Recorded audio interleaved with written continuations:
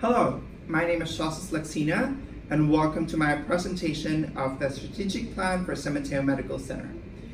First off, let's talk about strategic plan. As we all know, this is the blueprint that defines organizational activities and resource allocation to meet set organizational goals or strategic goals. Again, my chosen organization is San Mateo Medical Center, and let's go over their mission.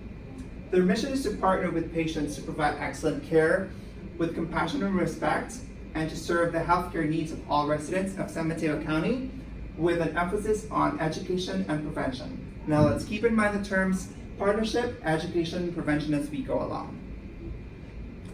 Next thing that we need to talk about is the SWOT analysis, which are strengths, weaknesses, opportunities, and threats of San Mateo Medical Center. For their strengths, they're recognized by the Joint Commission as a top performer on key quality measures. They're well-staffed with diverse and bilingual staff in the medical surgical department.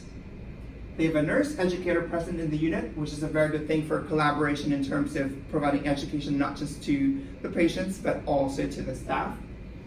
There's availability of 4 interpreter machines and 4 interpreter phones in the unit. They have translated education materials available in the unit as well. There's collaboration with community health resources through social workers and case managers. And they always have 1 hour long of interprofessional collaboration discussions for potential discussions or potential discharges every day. Next, we have weaknesses. Some of the staff and nurses rely on family members to interpret for the healthcare team. Staff using what limited vocabulary they have to educate patients. Underutilized interpreter machines and phones. There's lack of discharge nurse who can just focus on that specific process of the patient's stay, and also very generic and non-appealing discharge packets. For opportunities, first is prevention of unnecessary readmissions of patients with chronic diseases like patients with congestive heart failure, diabetes, or even chronic obstructive pulmonary diseases. Improving the lifestyle of the community through effective discharge education. Prevent the hospital from being penalized under the hospital readmissions reduction program. Instilling appropriate knowledge to improve patient self-care behaviors as they resume their life outside of the hospital. And last would be the threats. First is penalty imposed to the hospital through the hospital readmissions reduction program. About 8 more hospitals within a 20-mile radius, and 1 major hospital east of the facility is expanding and adding 368 more beds on top of their already existing 248 rooms. That's going to be really massive. For our stakeholders, of course, our primary one would be the patients. We have our hospital administration, including the nurse manager, nursing staff, medical team, case managers, social workers, community, and our community partners. I've set 3 strategic goals. First, we have to improve the discharge education process through the use of accredited interpreter network via interpreter machines and phones and language appropriate materials. The second one is to reduce the rate of preventable readmissions due to poor discharge education process or provided. And lastly, to evaluate the strategic goals quarterly or as deemed necessary. For our strategy map, we have 4 elements of it. First is financial perspective. Second is customer perspective. Third is internal perspective. And last but not least would be learning and growth perspective. For the first part, which is financial perspective, this talks about prevention of penalty being imposed by the Center for Medicaid and Department of Health and Human Services to the hospital. That way the hospital would have more resources that can be allocated to improving their major services. For customer perspective, this just talks about partnering with patients in terms of taking care of themselves and learning about their diagnosis by providing effective discharge education. And for the third one, we have internal perspective. This talks about improving collaboration between the healthcare team members, the patients, and also the family. And the last one would be learning and growth perspective. This is about initiating continuous training and education among healthcare team members in terms of improving discharge education process, and also cultivating a culture of shared responsibility among patients, the nurses, healthcare team members, and also the family members or their caregivers. Now let's talk about the action plan. First is management by objective.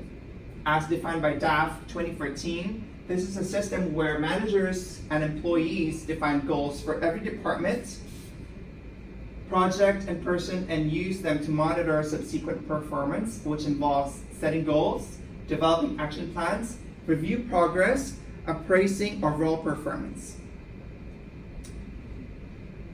The next ones would be communication, education, participation, and reinforcement through positive feedbacks.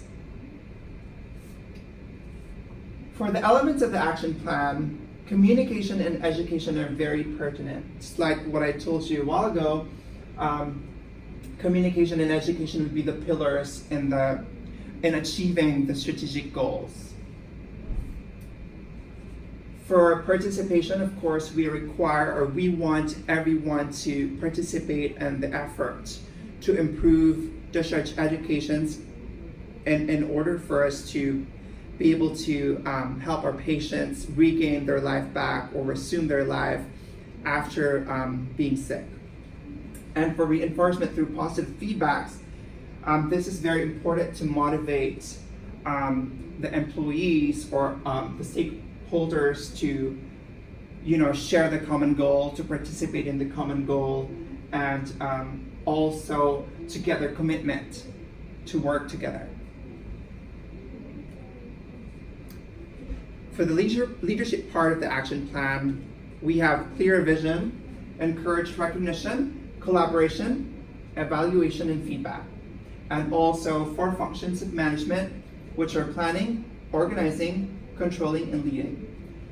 For the first part, which is clear vision, the leaders and the managers should be able to communicate clearly what the vision is for this goal. They need to encourage recognition for the staff to feel that they're being respected, they're being acknowledged for the efforts that they give or the efforts they show or share to their organization. There needs to be a collaboration between all team members, and evaluation and feedback are also pertinent to make sure that everyone is on the right path, that we're doing this the right thing, and if there's any need for tweaking, or if there's any need for improvement of any strategy, then this is the part where we learn that. For the communication plan, I'd like to tap on open communication climate, because this is a two-way channel where people get to receive the message and at the same time react to it, communicating to persuade and influence others, and allowing feedbacks after listening. The channels that I would choose would be face-to-face method and emails and memos.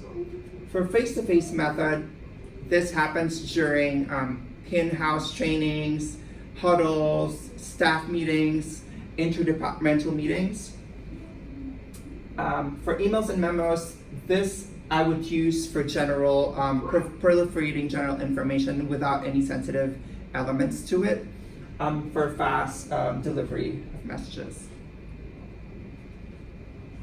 For the evaluation plan, we have the feedback control model, which is, according to DAF, is a model that monitors and regulates organizational activities, and using feedback to determine that performance meets established standards to meet strategic goals. Under this, we'll have to use patient satisfaction surveys, callbacks, and service meetings. Some of the elements for the patient satisfaction survey could include how friendly the staff are, or how satisfied they are with discharge education provided to them, or any instructions or follow-up appointments given to them. Were they treated with respect and courtesy, and how often was it? Those are some of the elements that that could be included in the patient satisfaction survey.